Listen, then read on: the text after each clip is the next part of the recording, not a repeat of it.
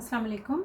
زه یو ویډیو جوړول غواړم چې کوم کې زه تاسو ته بخیم چې خوراک سونه پکار دی او خوراک حساب څنګه خلک ساتي چې زمونږ انسان ته سړی ته یا ښځې ته څومره پکار دی چې خوري. عام طور باندې خوراک طاقت ته موږ کیلریز وایو. کیلریز تفصیل زه تاسو ته بل ویډیو کې به جوړ کړم، خو آسان الفاظ کې خبره داسې ده چې ښځې ته شپه ورځ کې 2000 کیلریز اجازه دی او سړي ته 2500.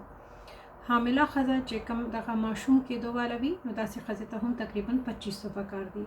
که څوک وزن کمول غواړي نو داسې انسان ته پکار دی چې کم از کم 500-600 کیلریز کم کی.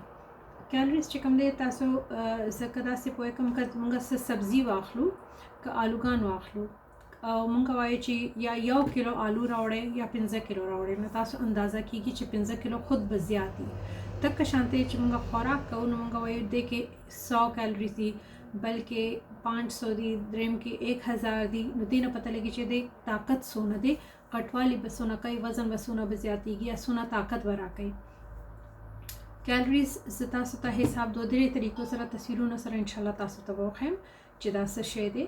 بل خبره داسې ده چې کیلریز چې کوم دي دغه خوراک 3 قسمه وي، دې ته وایي پروټین، فیټ او کاربوهایډریټ.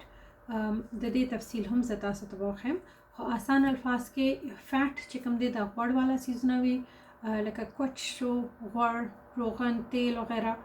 پروټین وي چې کوم دالونه وي یا غوښه وي، دې سره د غوښې دغه قسم طاقت راځي. او دریم چې کوم دی کاربوهایډریټ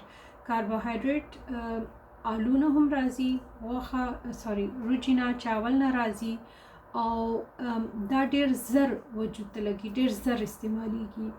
ځکه تاسو که کاربوهایډریټ زیات اخلي نو وزن به زر به زیاتیږي. دا که تاسو نور تفصیل غواړئ نو تاسو دغه میسج وکړئ دا لاندې، نو زه تاسو ته نور ویډیو د دې باره کې به جوړ کړم. السلام علیکم.